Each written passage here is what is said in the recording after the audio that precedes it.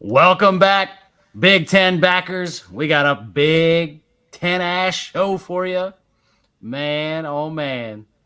Please hit those likes, shares, tag your friends. Let's get it on. We're going to hit those comments. Make sure you get us with your comments. We're working them out there each segment. But man, oh man, we got some big news for you, big rumors for you. Maybe not news. But anyways, Florida State to the big. Rumors are wild. What you got for me, Beef? This rumor, it's got some legs. And Florida State, I think they're a good fit for the Big Ten, at least monetarily speaking, and getting in a new recruiting base, bringing it into Florida. Man, when there's smoke, there's fire, and this fire has some TPs set around it. I think Florida State's coming. I think it's a done deal. The question is, usually these come in two, and who's coming? Some people say Clemson. I just don't see Clemson as a good fit to the Big Ten. I don't know what you think about it, but to me, that is an SEC team. I mean, it just screams SEC to me. I don't think they're coming. I think it's more likely a Miami or a North Carolina that joins the Big Ten. But Florida State is all but a done deal. Wait for the first couple months of 2024, and we're going to see it happen. And I think it'll be great. I think Florida State really, it just pushed them over the edge to get left out of the college football playoffs. And they're blaming it on the ACC. They're blaming it on a smaller money conference. The Big Ten, the SEC are probably going to be AFC, NFC, like the NFL. Those programs are just going to build. Those conferences are going to build. And the big programs are going to want in on it. They're going to want that money. That money means a lot. I mean, you can travel more, you can build your facilities, you can pay the NIL, you can pay the players, which is coming around the corner too, according to the NCAA possible rule changes. So things are coming around the corner where it's all going to take more money. And guess what? Everyone likes the Benjamins. What do you think, AJ? You think someone else is coming along with them? I think if they come, there's definitely someone coming along with them. It could be very intriguing who that might be. I mean, there's a lot of options out there. You got Georgia Tech, you got North Carolina. I mean, you got Clemson, Notre Dame, Miami. I mean, if you're taking Florida State, Miami's a good draw. When you talk about enhancing the recruiting for the Big Ten as well, obviously Florida State's pissed, man. They're pissed at the ACC. They've been mad at the ACC since the beginning of this season. They're upset with the playoff committee and feeling like the ACC doesn't have their back nor the load power of a conference that pushed them over the hump as an undefeated team to get in the playoffs. There's a lot of motivation to get into the Big Ten. There's a lot of push to make more money. The buyout, I think, as I read, is $40 million, which isn't really all that bad when you think about the money that you'll make from being in the Big Ten. For sure. They've done their due diligence in the offseason too. I mean, they were already planning for this. So the offseason, I think they hired JP Morgan to try to help them financially have a plan for how to get there, how to make more money. There was some kind of backdoor way that they were going to make money and be able to get out of that grant rights. But I think they're still going to have to pay it, at least for now. But it's worth it to them, right? I mean, yeah, we talk about $40 million and you're trading that for how much? How much down the road? I know it's a big kind of hit up front, but down the road, man, it pays off easy. For sure. I mean, they're talking about the Big Ten get before it's too big, man. Too big. It's never too big. It's never too big in the big. That's what she said. You know, right? I think it's just heading that direction where it's just going to be the big schools, the blue bloods almost.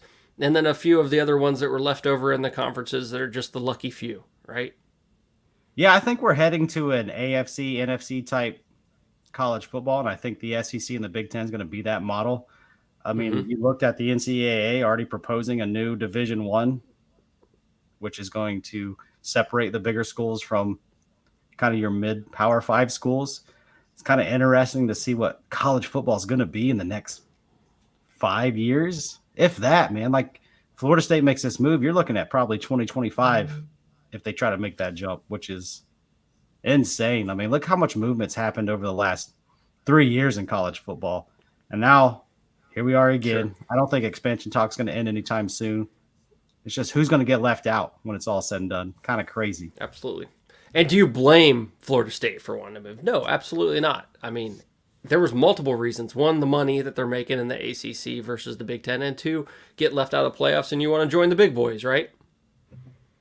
I mean, look at the schedule that these Big Ten teams are going to have and the SEC schools are going to have. I'm excited. Compared to the Big 12, compared to the ACC, like, come on now. Like, you know you want in on that, man. Whether that's the SEC or the Big Ten, you can't go wrong.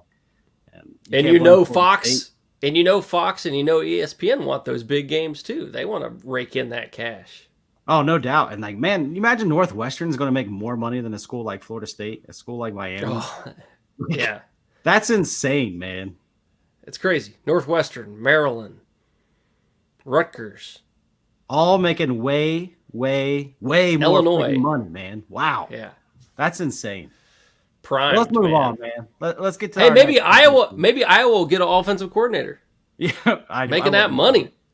Maybe if old Ferentz retires and they bring in a whole new coaching staff, but he's mad, man. His boy didn't get it done. His boy don't get the job. Time to move on. What else we got? We got some hot takes we got to listen to. We don't have any hot takes just yet, but we're going to talk about Dylan Raiola. Oh, Dylan. Man, he is crystal balled to Nebraska. His uncle just got a 5-year extension at Nebraska. And now the crystal balls are flowing in from him to flip from Georgia to Nebraska. This would be his 4th commitment. How many commitments can you make before a commitment's a commitment? Good Lord. This guy's the definition of flip. Man, he's been everywhere. Listen to this. Raiola, he can't stick around to any commitment he's ever made in his life. Hopefully he never gets married because his wife is going to be pissed.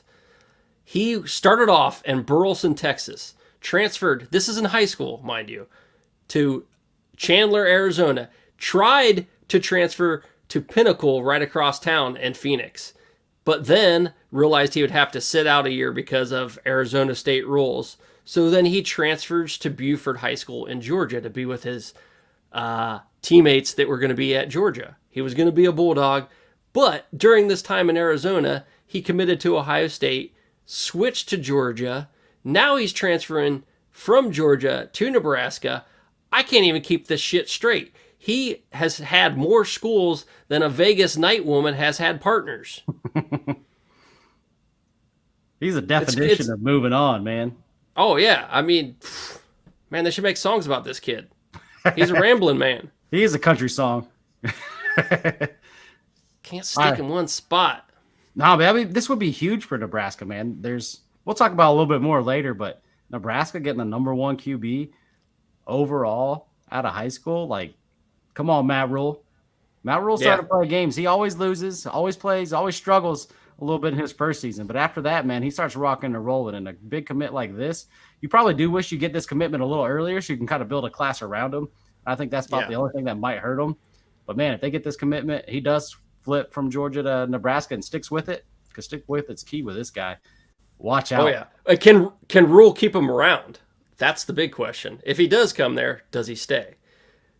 They need to reel in the transfers. You should be able to transfer once on your own accord and any other time if a coach leaves. And that's it. Oh, every time if a coach leaves, the window opens for 30 days for the transfer portal. We're going to talk about the transfer portal for sure after this. Let's hit some comments, man. We're gonna address a couple of comments we got here. Let's go. Let's see. Jack Q, SEC is staying the Southeast. This is a national strategy of the Big Ten. It's baffling. I think he's right, man. Like, there's some. Yeah. But what did the Big Ten have? Trying to expand. Where do they go? I mean, you're not going to bring in any more big brands in the Midwest. I mean, they're just not touching any. I mean, what are you going to do? Go try to steal a Tennessee? That's not happening. I mean, Greg, what else? Pitt? Greg Hyde is saying, what's up, Greg? How we doing? What's up, Greg? That's my boy. I don't know what GBR is. What's GBR, man? I don't really know. What is GBR? Yeah. Bring it back. No idea what GBR is. Maybe I should know that. Yeah, I have no clue either. But hey, man, let's talk about this Chiefs game. A lot of people in Chiefs country a little mad at some zebras. But I don't know. I don't know. Let's see that play. On the play might be a free one. They've got Kelsey at the 30. Kelsey 25 shit. Angling back. 20. Now he's going to lateral it back. Oh, look at that throw, man. That was beautiful. 10, 5, guy in the state too. Put him at QB. But this guy is offside, boy. Kadarius Toney. Offside, man, by the offense, lined up in the neutral zone. One of the most exciting plays. Man, is this TD is wiped off the board and a 5-yard penalty. Dude, could you imagine if that was you? If you were the dude that made that play? Oh, man. That's the most unprofessional shit I've ever seen. Look at him, man. You're taught in Pee Wee and Pop Warner. Hey, check with the sideline ref. Am I good? Apparently, from other videos we've talked to people, there's a video of him actually checking with the sideline ref. But then he scoots up another 3 feet and he's offsides. I mean, it's elementary football. You got to be able to do that. You got to know where you're at on the field. I'd be pissed. If I was a teammate of him, I'd be pissed. I mean, you're a professional football player. You don't make mistakes like that. Yeah, I mean, you just line up on the tackle, man. Just find the tackle, line up on his foot. You're good to go. But what do you feel about them attacking the refs, man? Like, how do you feel about that? That's just our bullshit society, man. Blame everyone else for your stupid mistakes. Yeah, I mean, you got to have accountability. Like, you should be kind of talking to your wide receiver on this one. Soft ass Kansas City, man. Like, come on. That's not the refs, man. He was way offsides. If that was a defensive end, say the defensive end lined up that offsides, had no part in the play at all, and there was a remarkable interception, guess what? They're calling it back. So if you're offense and you're offsides, you should get the same exact treatment. Absolutely bullshit by the Kansas City coach and everybody to be freaking out about this much towards the refs. Well, how much would we see it if they didn't call it? Like, he was blatantly offsides. Why didn't they call it? So the ref's in a shitty situation. If it's that blatant, you got to call it. I know the NFL loves their offense, and I know football loves their offense, but come on, man. Come on. Like, that's some tireless BS to be blaming the refs for something that blatant. Rule number 1, don't be an idiot. And he broke it. Broke the rule. But, man, let's go. Play. It is a damn shame that play got taken back. I understand people's frustration, but it's not at the refs in this particular case. Nope. It's on that wide receiver. Man, I don't know what you do to that wide receiver. We had the Army versus Navy game over the weekend. One of the best rivalries in all of college football. What you got on this one, man? This was a good game, too. Well, it was kind of a slow game, but... Dude, this is an American tradition. You listen to any broadcaster who hasn't been to that game, they are clamoring to get out there. I mean, like salivating to be able to call this game, to be able to be in the stadium for this game. Any serious college football fan should want to attend this. This is a bucket list opportunity. And I keep telling myself that too. I'm in the same boat. I need to go to this damn game. Well, guess what? I haven't been, and it's just out of lack of effort. This time next year, I'm fucking going. Are you in? BigTen Backers are going to be in the house. Yeah, we're going. It's happening.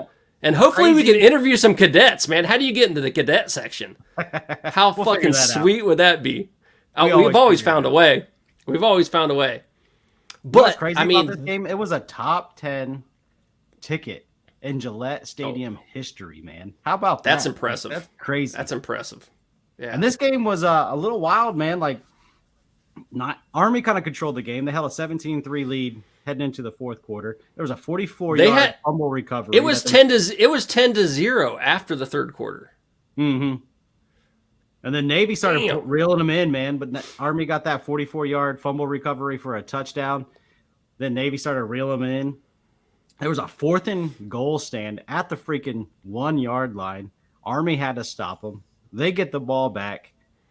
They run out the back of the end zone, give up a safety on purpose, and get a backdoor cover for all them folks who put money on the under in this game. And under has been historically good for this game. So, that one had to hurt probably for a lot of people. 49-1 for over-under. Yeah. It's always 49 times out of 50. It has been under. And we all said it too. I mean, we lost our butts on that as well.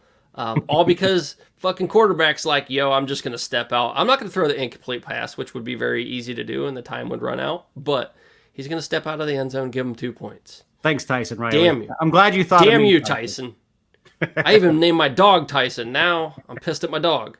He's had that name for how many years? 13. Oh, we're going to have to change it. Yeah. Tyson, you got a new name, buddy. It's going to have to be Buster. But yeah, Buster man, what a good Douglas game. instead. A little interesting down the end there, where Navy almost had a chance to get that touchdown and a 2-point conversion to tie it. But let's talk about the Heisman Trophy winner, man. Let's talk about Jayden Daniels taking the most prestigious award in college football home, back to LSU. Joe Let's see Burrow what he style. did. He was Let's a see monster. what he Talk did to me. first. You want to see what he did? Yeah, let's see what he did first. Man. I want to see those highlights, bro. You got it, man. Here's some of his 2023 highlights. Ole Miss? Woo! Dropping that in the right. basket, man. Who's this? Georgia State? Yep. I'm just kidding. I don't know. I'm just making fun of him. All his stats were against Georgia State. What was it? Army and Grambling? Man, a guy like him, man, he's got wheels and he's accurate, man. Like he drops these things in the basket, man. In stride. I will say, looking back, that Alabama game was impressive. The amount of rushing yards he had, I think it was 168, something like that, and he got knocked out in the fourth quarter. Started the fourth quarter. I can't remember exactly when, but he still probably would have had 200 yards rushing and may have had a chance to win that game if he made it all the way through. The Ole Miss game, man, like he played his ass off, and the defense let him down. You imagine you paired him with like a defensive team. Good night, son. Look at that. Yeah, man, he was wide open. He was tearing it up all over the place. 50 touchdowns, nearly 5,000 total yards in one season. Like, people won't even get that in their freaking career. But listen to this. 14 touchdowns against Georgia State, Army, and Grambling, including 961 yards in those games. I mean, take those away. It's still good. I'll give you that. But it just doesn't feel like a Heisman to me this year. I would still give it to the Phoenix. Even with all these good plays that we're seeing, the argument for the Phoenix, I mean, the argument against the Phoenix, I guess I should say, is he had a few bad games. But so did Jayden Daniels. And everyone has a few bad games. What mattered for me was the Phoenix in the big games. He showed out. He came to play. Won those 2 big games against Oregon. Put the team on his back against Washington State in the rain and had to win it a different way. You know, running the ball. Are you telling me he shouldn't have been the Heisman winner? You serious? You serious, Clark? I'm still going with the Phoenix, man. Man, he's got his team primed in the playoffs, ready to win a national title. That's who I like. I mean, come on, you got to dig a little too. deeper. Why does Penix deserve this over Jayden Daniels? I mean, look because he played big in the big games. The highlights, come on now. Yeah, but if we put up the highlights of the Phoenix, we'd see the same thing. I don't think you see the same exact thing. And he played and built up stats against the nobodies, the Georgia States, the Armies, the Gramblings. Phoenix had his biggest stats in his biggest games. Ah, man, you're crazy. You're crazy as hell, man. I'm still on the Phoenix. I'm on it. All about still riding it. Still riding the Phoenix. Well, you enjoy riding that Phoenix. I think they got it right. Jayden Daniels, the Heisman winner. Congratulations to Jayden. Too bad, Michael. You played damn good. You definitely turned it on when big games were on. But Jayden Daniels was the man. Let's move on, man. It's Big Ten roundup time. Time to talk a little Big Ten, because we are the Big Ten backers, baby. And let's talk about some of these awards. Aren't we supposed to be making that money first? Let's make some money. We'll get a little. Let's make that money, here. bro. Don't forget that. You know, we got to pay some bills. We traveled a lot, man. 16 keep games. The lights on, man. We've been all these stadiums. 16 games this season? Time to get some of that money back. I don't even.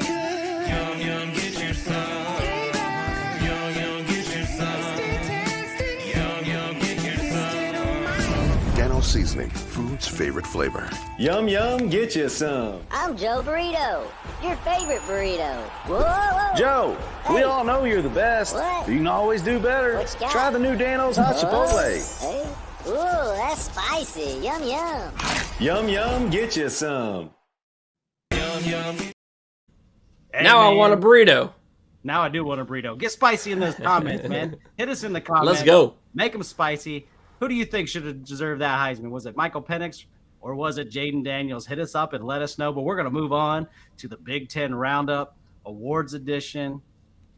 And you talked about Michael Penix. He won the Maxwell Award for Best Player. Obviously, he plays for Washington, and he's going to continue his season in the playoffs. And the word that Hunter can't pronounce, Hunter from the College Football Dogs, that's our partner, kind of helping us get this show going. The Bolitnikoff Award went to Marvin Harrison Jr., baby. The best wide receiver in the country. And he was damn good. I think that was probably a bit of a stretch as far as the stats this year. But Yeah. he's still the most talented wide receiver. He did in more college with less football. receptions than anyone else. This is true. We had the Ted Hendricks and Lombardi Award for best lineman and best defensive end. Latu from UCLA. That guy was an absolute monster this year at defensive end. Hey, look at these awards for all those boys out west that are coming to the Big Ten, man. They put the Big Ten to shame.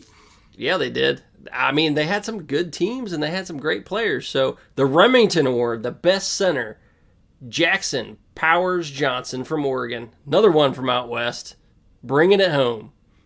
Well, I'm going to bring it back to the Midwest, and I'm going to talk about Bring the it back to the guy, corn. best punter. Punting is winning, baby. We got Torrey Taylor of Iowa, best punter in college football this year, baby. We should have brought that interview in for that. Punting is winning. That guy at Wrigley Field, right? When you interviewed him? Yes, sir. Right there. All right. By the end William zone. They V. Campbell, top scholar athlete, none other than another Big Ten West team, Bo Nix from Oregon. He's a smart dude. Who knew? Yeah, who knew?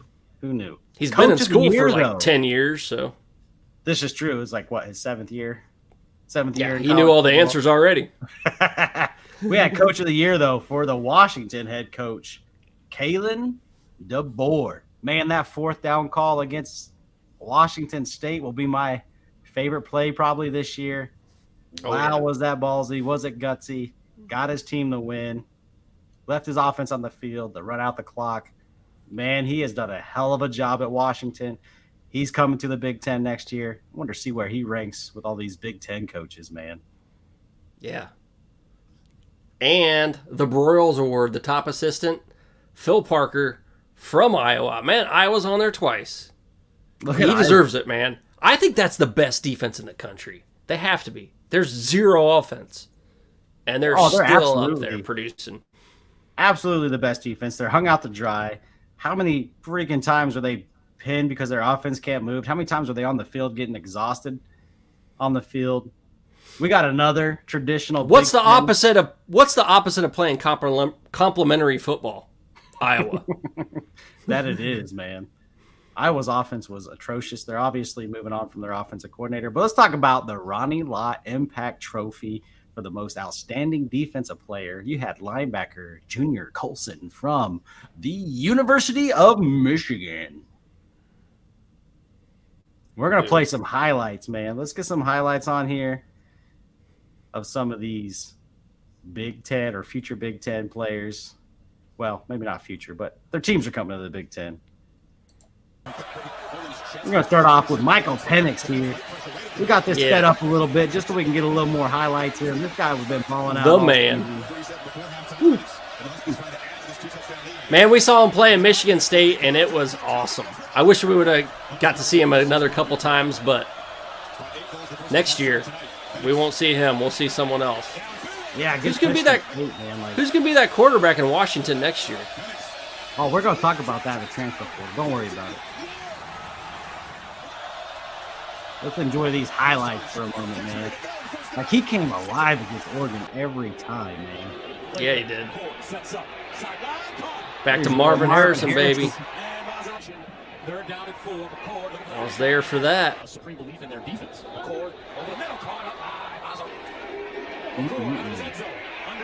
Like, how bad would they be this year if they didn't have Marvin Harrison? Like, he That was a badass liberated play. Penn State by himself. Oh, man, we got to do jump around with this game. Yeah. I'll never forget that, man. Oh, jump around. Was That pretty jump cool. around was awesome. Under pressure, he throws end zone.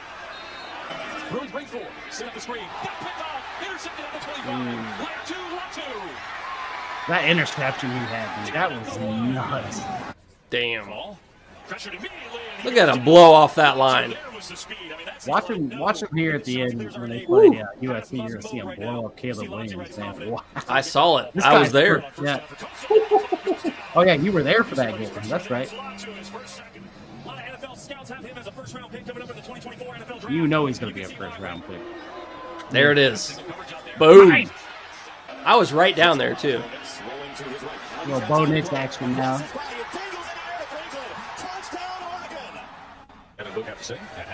Got to give these boys some credit, man. Yeah, congratulations to all these guys. Big time. Can't believe players, college big time football games, season's big time over. events, big time trophies, big time awards.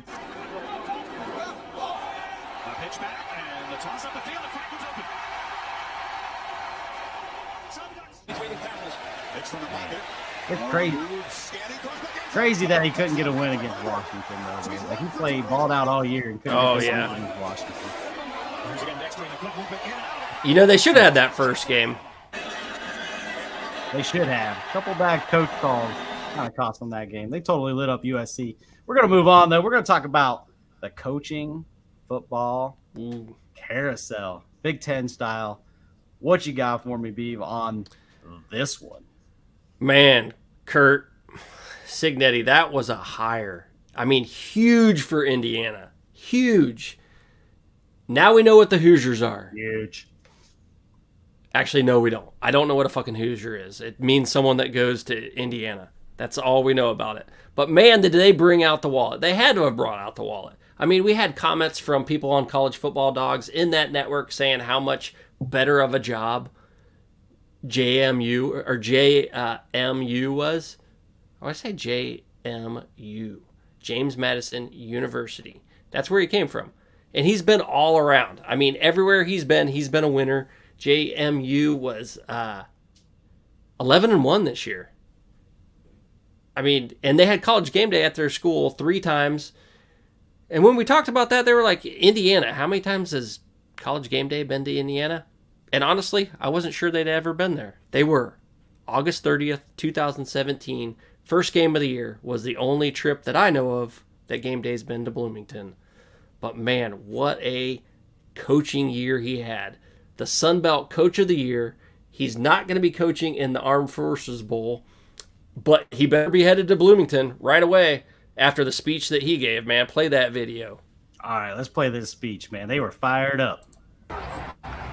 Man, this is Indiana football being fired up, by the way. At a basketball game. Of course, why not? Hey, look, I'm super fired up about this opportunity.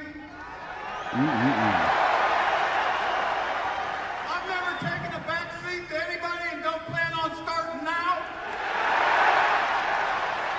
We don't sit in the back seat, boys. Purdue sucks. Yeah. But so does Michigan and Ohio State. Holy shit. Called out the big dogs. Yeah. I love it. I Man, love he it, but is- he better He better back it up ready. quick. He better back it up quick, man, because he just called out the big dogs in the conference. And I think he's got what it takes to call out the big dogs. I mean, he wins right away everywhere he's been. Been a lot of smaller schools as head coach, but he's turned them around year one.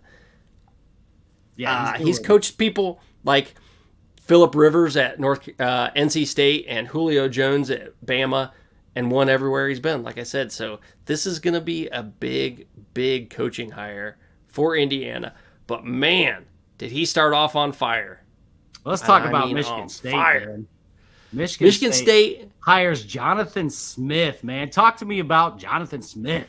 I mean, Jonathan Smith leaving his alma mater, Oregon State, that has got to be a difficult decision, and it's got to be one made based on the moolah. I mean, they had some money though, right? Mel Tucker leaving that $80 million behind. They're like, hey, you know what? We can back up a truck. We got it back, so it's ready. The Brinks is ready to give it to Jonathan. That's got to be a little bittersweet though, man. You leave the Beavers. Leaving a Beaver anyway has got to be hard. But when you leave your alma mater for another school, when they're already in a hole, I mean, their conference exploded. I mean, it's down to 2. And then he takes the quarterback with him on top of that. Just fucking killing his alma mater. I mean, but this guy's good. He takes dumpster fires everywhere he's been. And guess what Michigan State is? A dumpster fire. So he needs to turn it around quick. Last year, he brought the Beavers to just their 3rd ever 10-win season. 2022. This year, they were 8-4. What do you think about it, man? What do you think, AJ? It had to be a hard decision to make, man. Like leaving your alma mater. But you got to think about career progression. You got to think about that money for your family for the rest of your life. You got the state of the Pac-12 right now. Obviously, they're a 2-team conference for now. Who knows what they're going to do? It's probably they're the Mountain West. Let's be honest. Yeah, it's definitely going to be a Mountain West with a Pac-12 title. That's literally what it's going to be. I don't blame him at all for making this move. I know it had to be emotional. I know it had to be hard, especially just involved with the players, the coaches. I mean, there's a lot of different things that go on there. But I'm proud of the Big Ten. How about the Big Ten, man? They're finally taking that money at these smaller schools and investing it back in football. It's about damn time that we take some SEC type priority when it comes to freaking coaching hires. I'm so freaking excited, man. Like Indiana hired a big time coach. Michigan State hired a big time coach. We've seen other teams like Wisconsin load up on big time coaches. It's about damn time. Now they need to spend some money on recruiting. That's what I was about to say. Recruiting hit those planes, hit those cars, hit those trains. Outside of Ohio State, Michigan, and Penn State is sad. Absolutely sad. Hire the coaches, get a recruiting budget, and actually go get some talent, man. The outside of the Big 3 and the Big 10, it's been sad. Obviously, with Oregon, Washington, and USC coming, I think that's going to change. UCLA is not the best recruiting budget school, but y'all about to make some money. Spend that freaking money on coaches. Spend that freaking money on recruiting budgets. Get you some talent. I'm tired of the freaking Big Ten West style of freaking recruiting budgets and coaches. Like, come on, man. Freaking excited. Iowa. Pumped. I mean, Iowa's got a good coach. I won't knock them for their coach, but their recruiting budget is freaking hilariously small. They need an offensive coordinator. Paid, if they just shell out some money to get an awesome offensive coordinator, I mean, they got the defense. Let's go. Get some players, get a coordinator. Sorry. We talked about the ends. Let's talk about the outs. Manny Diaz got picked up to be the head coach of Duke. See it in the graphic there. Huge loss for Penn State, man. What do you got about that? I mean, it was bound to happen. Like we talked about before, when we talked to Manny Diaz, it was quick, business-like, and he wanted to be out of Penn State. You could just feel it. You could sense it. It was beneath him. He needed to be that head coach. He's headed back to the ACC where his foundation is. His dad was the mayor of Miami and probably pulled some strings to get him as a GA to start with. He got fired by Miami, got fired by Mac Brown as a defensive coordinator of Texas. So guess what? He can get back at both those people and show them that he was there and meant to be there. They just made the wrong choice. Didn't give him enough time. He can beat Miami every year, and he can beat Mac Brown every year. His rival that's at North Carolina. He's at Duke. They get to play every year, and guess what? He's able to talk that shit if he beats him. Yeah. My only thoughts on this is Mac Brown's going to choke a bitch, too. Why Manny Diaz for Duke? I thought they were going to go Jim Knowles. Jim Knowles was another candidate for this position. He has ties with Duke. I think he did a little bit better job and has a little bit better career every defensive coordinator, so I was a little bit surprised there. I thought Jim Knowles, but all Ohio State fans are going, woo! I want to keep that Jim Knowles. But, man, congratulations to Manny Diaz. He gets another shot at a head coach. He's obviously talented, obviously worth it. Hurts for Penn State, man. Like, they're losing their OC, losing their DC. OC on a good term because they wanted him gone. But Manny Diaz, man, that one really, really hurts. But let's hit the comments, we got a couple more comments we're going to talk about. We're going to hit them after every segment. But TJ Chapman says, What's up, Big Ten Backers? What's up, TJ? Make sure y'all TJ's the man. 10 yards TJ's always supportive. He's awesome. I like Awesome that guy. If you're looking for some Tennessee football, you're looking for some SEC love, check 10 yards and out. Friggin' awesome dude. He talks about how he likes the idea of regulation with the Mountain West Conference, which is good. I mean, I don't think they have a choice. There's not much of a choice there at all. TJ's right. And then he also says the Big Ten West, boring fucking offense. And we agree, man. Like, they need to step it up in the Big Ten West. I'm glad the divisions are going away. We don't really have to worry about it going further. Thank God. But TJ, it almost makes sense now. There. Big Ten West division would be smart now. Steven Tuma, he says the Big Ten defense all around is going to be good next year. The Big Ten plays some defense. Yeah, and it was good this year. I mean, they had 3 in the top 5, right? Maybe 4. 3. Yeah. You had Ohio State, Michigan, State, and Iowa, man, all played 4 defense. Steven's absolutely right. They're going to continue that tradition in the Big Ten. Defense is king, especially out west. They just need to get some offense to go with it. Like, you imagine Iowa with a halfway decent offense. Good average, Lord, man. Average offense. They would be absolutely a damn good team. Dangerous. All right, we're gonna hit a little commercial here again. We're gonna pay some more bills, and then we're gonna come back. We're gonna talk about the transfer portal. Let's hit up that portal, baby. Let's hit up that portal. Let's pay some bills. What do we got for them now? We got some Bones Coffee. Sound the alarms. Something monstrously merry is coming to town. Introducing Bones Coffee's newest batch. Inspired by the giddy ghouls of Disney Tim Burton's The Nightmare Before Christmas. Nice work, Bones Caddy. Rich premium coffee infused with frighteningly festive flavors. The Pumpkin King, Santa Jack, Frog's Breath, Rough Weather, and Mudslide Boogie. Can't make decisions by yourself? Order them all. Bones also makes a perfectly marvelous gift for everyone on your nice list. And your naughty list. Click the link to get these hauntingly holly jolly flavors delivered right to your door. And it's not just for holidays. Bones has coffee concoctions for all 365 days of the year. Bones Coffee and Disney Tim Burton's The Nightmare Before Christmas. It's terrifyingly tasty. This year, Bones Coffee will be yours!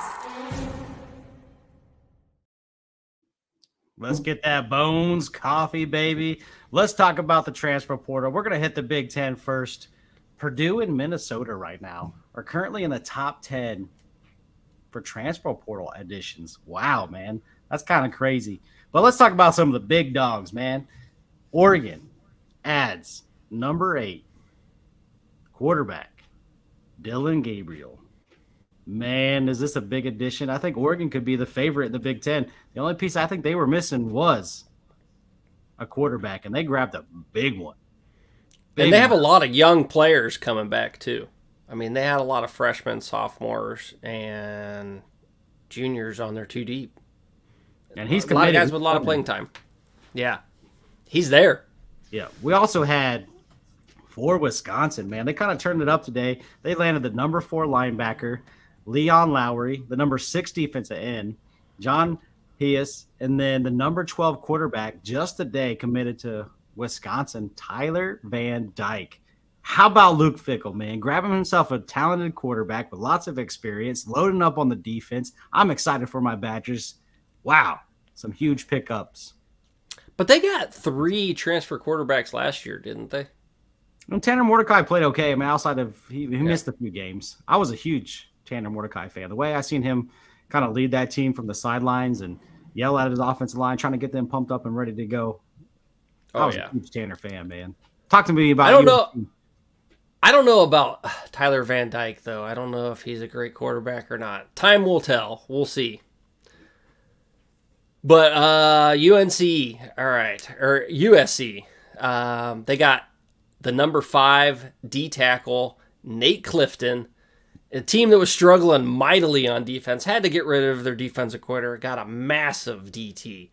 And those are needed everywhere around the country. I mean, you don't just pull those off trees, you know what I mean? I mean, those bad boys are king when it comes to college football. If you can get a massive D tackle to take up space, linebackers can fill the holes and make the plays. So talent and depth right there is hard to find. Huge fill. Hopefully they pull a little bit more on the defensive side and bring them in. Because, man, that defense was atrocious last year. Oh, it was bad. And I think Riley has to make some changes, too. I mean, give his defense a little bit of a break. He made a speech about trying to change the culture and be more of a the brakes defense. A little bit. Yeah, he's trying. It's easier said than done for sure. But, man, not to be outdone, PJ Fleck grabbed the number 13 quarterback, Max Brosmer. He committed. He's in the transfer portal class. That's all we got for the commitments. Let's hit some comments, and we'll talk about some of the guys who are crystal ball to land within the Big Ten. We got a little the one question you have to ask about the Big Ten defenses is that product of bad offenses. I think the bad offenses actually hurts those good defenses. I think the stats-wise, yes, but I think as far as actual play on the field, the bad offenses hurt the defense. But I think TJ's onto something. If you're playing against bad offense, you're obviously going to have better defensive stats.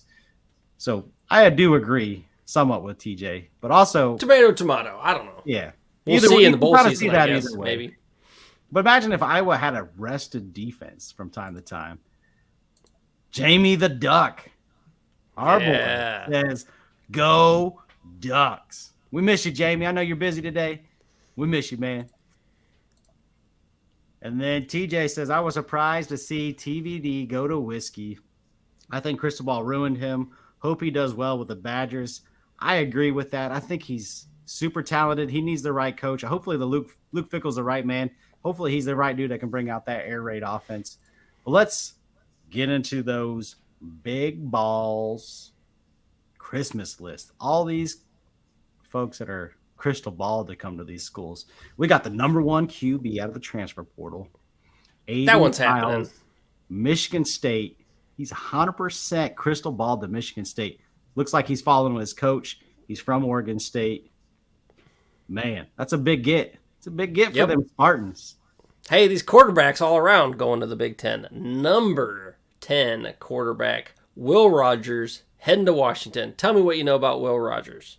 Will Rogers, man, he is the leading passer in SEC, leaving potentially the SEC to go to Washington to hopefully get a little bit more developed. Mississippi State has been a little bit of a downfall, so I guess maybe he's jumping ship, maybe to get a little bit better quarterback development, maybe get a better team that can put him in a better position to maybe play for some awards and different things like that. But big get for Washington.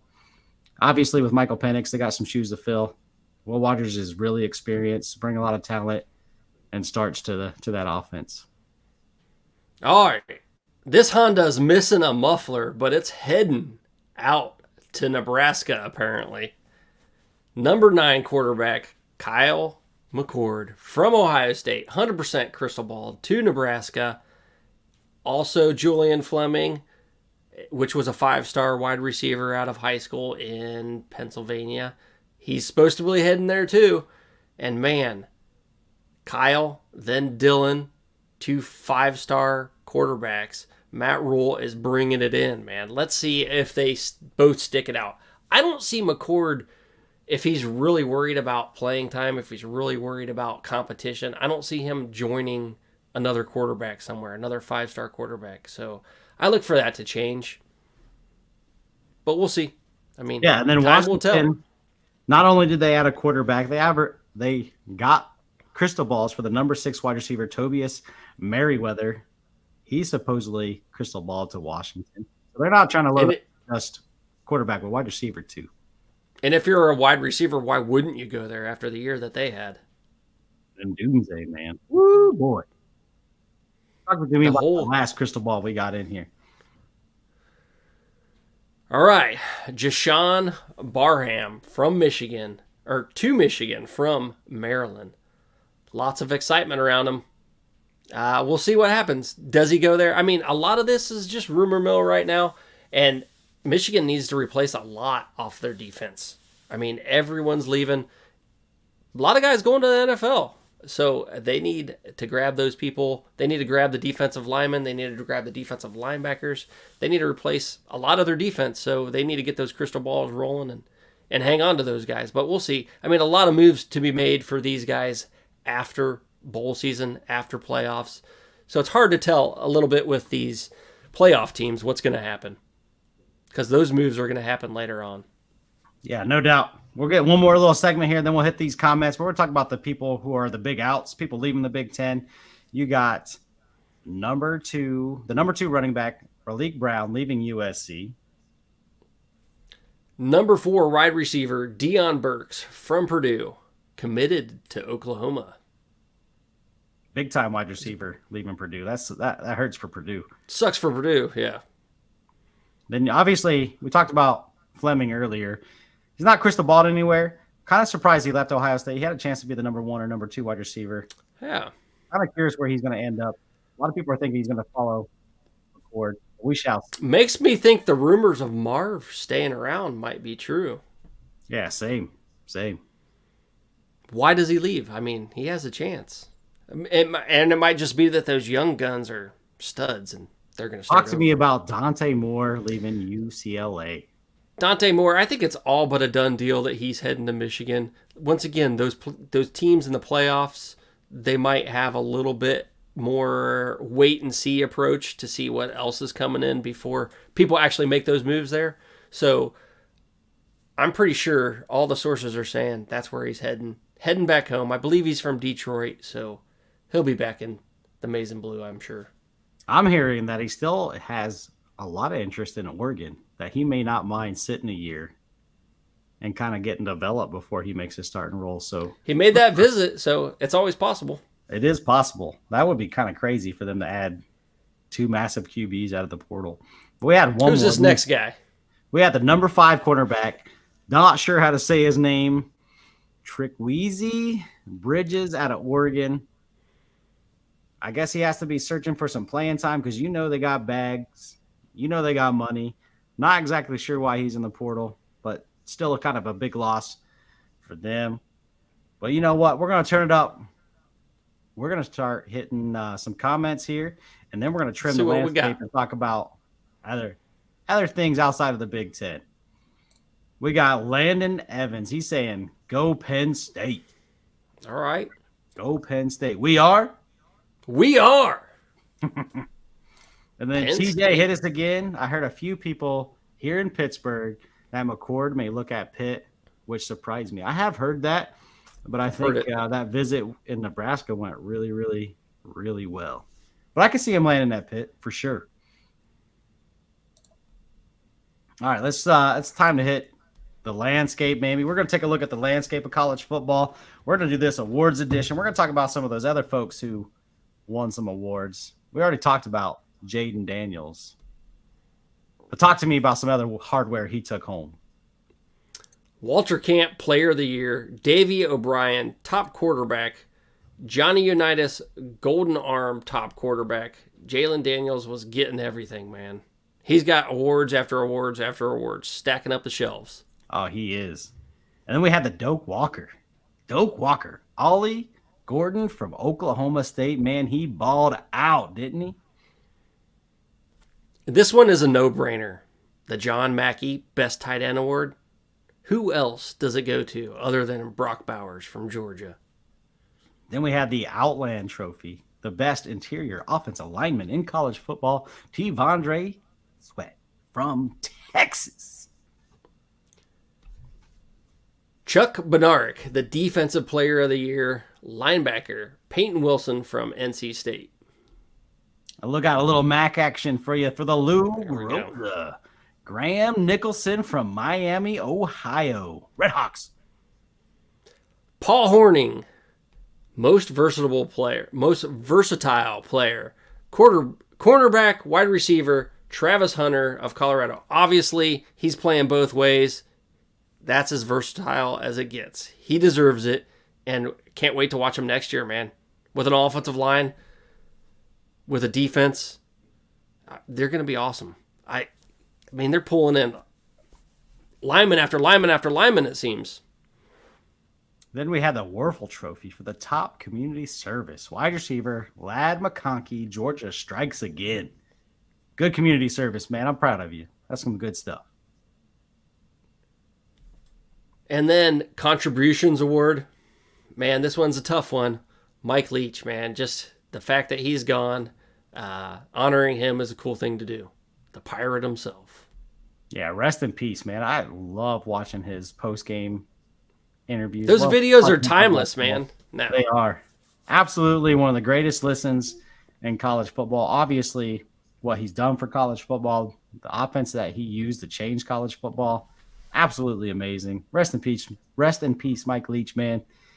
Can't believe we're not going to get another fun and crazy interview from you. Well, it's time, man. Let's hit those AJ and B best quickies, non-Big Ten transfer portal news. Hey, I talked about that offensive line that Colorado picked up. Not only did they get a 5-star number 1 player in the nation, but they picked up 2 top 5 interior linemen, number 1 guard Tyler Johnson and guard Justin Mayers. That's what they needed. I mean, how many times did Sador get sacked? Offensive line. Get it to him. Get it done. He might be winning Heisman next year. Priority. Deion is definitely making the line a priority. You're talking about absolutely 3 big-time guys he's bringing in for next year already.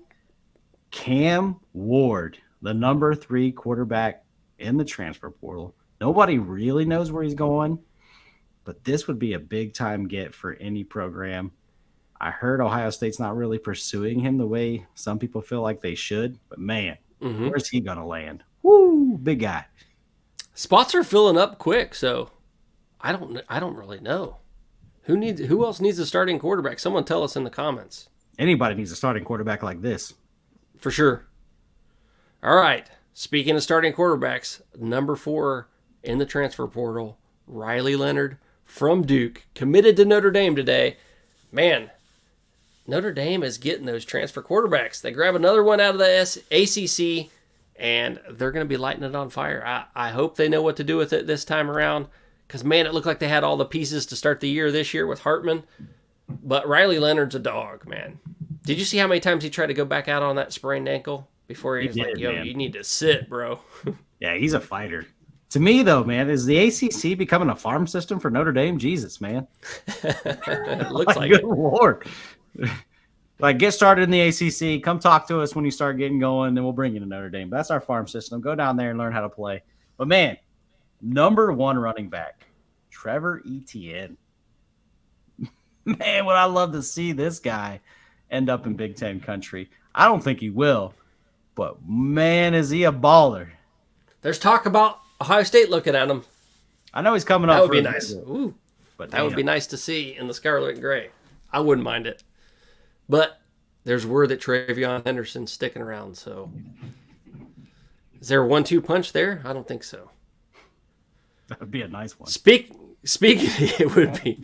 Speaking of running backs, Raheem Sanders, not related to Deion, although it would be cool if he was, leaving Arkansas. Who knows where he's going? I don't have any idea where he's going. I haven't heard any news on that. Yeah, same. But the rich get richer. The number 1 wide receiver, Landon Humphreys from Vanderbilt, is projected to go to the Dogs. How many people can you lose like this at Vanderbilt? You know the talent doesn't run deep like this guy, man. That's a huge loss, huge pickup for Georgia.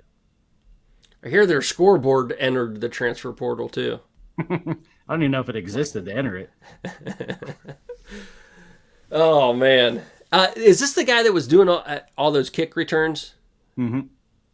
Oh, man. He was flashing. I remember seeing one of those highlights, and we were like, man, that is transfer portal waiting to happen. Get the hell out of Vanderbilt. Get on to a real team. Son. All right, number 1 corner, Nealon Green from Georgia. Getting the hell out of there. A little surprising. Yeah, well, he's looking to play. I want to let you tackle this next name. Woo. Number 1 DN, Princely. I mean, you didn't give me any forewarning on this at all. Uman Milan from Florida is crystal balled to Ole Miss, along with the number 2 wide receiver, Antwain Wells. Man, that's 2 huge pickups for the Rebels, man. Oh, yeah. Wow. That's wow. You don't come across big-time defensive ends like that too often. All right, what we got last? Oh, we got a few. You got some stuff for us? We got All a few. right. I added another one. We got You the got number these. 2 defense end. Trey Moore from UTSA is 100% crystal ball to Texas. Going right up the street. Play for them Longhorns. Look at that defense. Why wouldn't you want to join that team? They're in the playoffs. But the big guy, the number 1 player in the transfer portal, the defensive lineman out of Texas A&M, Walter Nolan. Every team, everybody better get that pocketbook out and prepare to write some checks. If you want this big man, you better be able to write a big check. Well, he wants that big check because he went to Texas A&M, and that's how they were getting all these defensive linemen, man. They had like 3 or 4 or 5 stars on one defensive line. Man, this dude is he's going to go somewhere big. Game changer. You want to improve your rushing defense? Add Nolan. I'm assuming he goes to Georgia, Ohio State, or at Bama. One of those 2 schools. This would be a good pickup for USC to go along with their other one. It's a good pickup for anyone. Hell, I wonder where he lands. We got one more question we're gonna ask. One question, guys. If you could answer this. Yes. He asked, which 4 teams do you believe least belong in the Big Ten? Ooh, that's a tough one, man. That's a loaded question. All right, you go first, and then man. I'll name one. You got first dibs. Man, I'm gonna go with Northwestern just because I don't know how I feel about Northwestern, man. I know they've actually done good, so like the little engine that could. Northwestern's my first pick. I got to get some of those new teams out. Take Maryland out. Get them out of here. I'll raise you your Maryland. The Terps do need to go. I'll raise you the Knights from Rutgers. Rutgers. I mean, I guess nothing really is a fit anymore in the Big Ten. If we're going to take Florida, if we're going to take West Coast schools. But if we're just picking random schools, you want to pick the low ball, the low-hanging fruit. Where do we go next? Almost Illinois, maybe. Minnesota. I'm tired of Minnesota. Let's get them out of here. So it's either down to Minnesota, Illinois, or Indiana for me. Yeah. Or Purdue. I mean, they're good at basketball. Illinois got the basketball teams. Purdue's got the basketball teams. Iowa every now and then has the basketball teams. So and Minnesota hasn't been good at much lately. So let's get Minnesota out of here. Flat coin. See you later. So we got Northwestern, worthless. Maryland, Rutgers, and Minnesota. That's what we're going with. Man. Yeah. I guess it's not. They don't least belong. It's just the most optimal to get rid of. Dominic says Nebraska. I want to keep. I love that Nebraska tradition. That fan base, man. I ain't getting rid of that fan base. Is too good. Yeah. Man, the team has been a disappointment since they joined the Big Ten, but that fan base, you can't beat it, man. I think they've been a disappointment since they got rid of Bo Pelini. They just fired the wrong coach. Little homer take. Have never been able to make up for it. Little homer take, but Wisconsin and Nebraska, 2 best fan bases in the Big Ten by far. Nebraska and Wisconsin probably compete for college football. He says, yes, Maryland is out. We completely agree. And then he also says he agrees on the Northwestern side of things. Northwestern's a little hard, though, man, because that's tough. Like, they're always a little... They're sneaky. They're sneaky, man. One bad, terrible year, then the next year they're competing for the West. Like, well, that ain't happening no more. They're not going to backdoor their way into a conference championship game. No more. No. But, Yeah, that's not happening anymore. We got Hottie Hit It was with another one. Where do you see Michigan State? Top third or middle third in terms of culturally, academically, and athletically in the Big Ten? Wow. Damn. He's hitting some. He's going deep. Man, dude. Come on. I guess we got to start at the beginning. Culturally, they're in there in the Big Ten. I mean, they're a Great Lakes State, number one. They have a good basketball school. They have a up and down football school, which has been better as of late, other than this year, obviously. So culturally, I think they fit right in there. Academically, I mean, I don't know off the top of my head, but I'm pretty sure it's not too difficult to get in. I don't really know, but I think that they are middle of the road. They're a middle of the road type Big Ten team. They're going to be a little bit better than your Rutgers, your Maryland, your Nebraska as far as academics go. So I think they fit academically. And I think if you kind of combine cultural with academic, you already got the athletic kind of covered. So they're upper middle tier, maybe second tier as far as athletically. Yeah. Culturally, though, with the Mel Tucker issue, Dominic's going to touch on We got to have something to make fun of, man. He says they got some cultural things to fix on the HR side. No doubt. No doubt. Well, sexual scandals are just part of the Big Ten now, so I guess they fit right in. True story, Beef. True story. But he's not wrong there. They definitely got some things to fix in the HR department. Oh, for sure. That's a nightmare. And he's not even the only one. He's just How many tucks could a Tucker tuck if Tucker was tucking? Too many tucks. That is the question. You answer me that. And then Troy says he's got an ear out for us. Oh. I do too. Now, appreciate you, Troy. Appreciate you, man. I appreciate all of the comments. Man, Saab, man, he hit us with those real questions, man. Way to get deep, man. I like those. I appreciate it. Hell yeah. That made me think a little bit. Yeah, me too. That was awesome. That was impressive. I was glad with those questions. Yeah, me too. Dominic seemed like he was impressed with those questions. For sure. All right. Keep those coming. You got to come back, man. We need you in the questions. Yeah, man. Awesome. Keep hitting us, Saab, man. Those were great questions, man. Saab's the man. Saab, who's your team? Michigan State? Must be Michigan State. Yeah, come on. Right? Before we get out of here, we got to find out who his team is, man.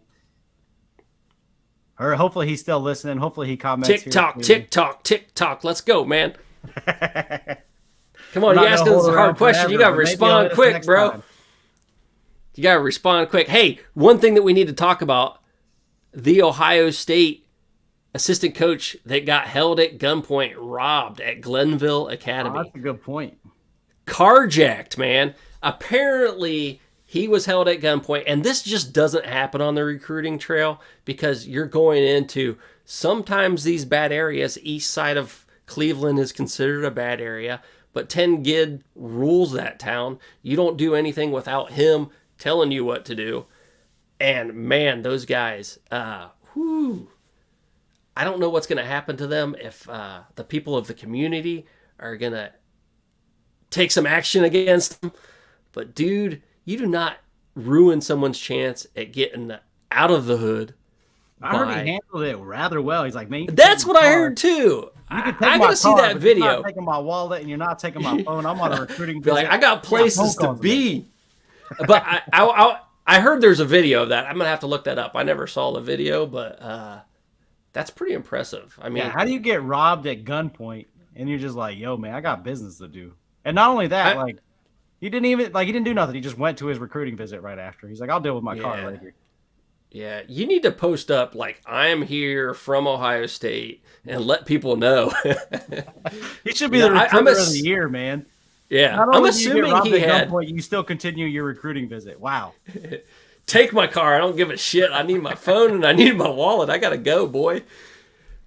All right, man, let's get on out of here, Beef. Get us on out of here. Get these Big Ten backers out of here. Thank you for joining us. We appreciate all the awesome questions. That was great. I loved answering those. So Big Ten backers, join us again. We'll be back Thursday, and hopefully we will have Matt does Seattle, or Matt does Vegas. Matt from Seattle does Vegas. He does our bets with us. It'll be a good show. I appreciate you all. BigTen Backers are out. God bless you all. Yeah, thanks, Dominic. See y'all on the other side. See you on Thursday night, baby. We'll see you. Good show, B, man. Good show, BigTen Backers. Hey, man. Like you said, you did we well. love the questions.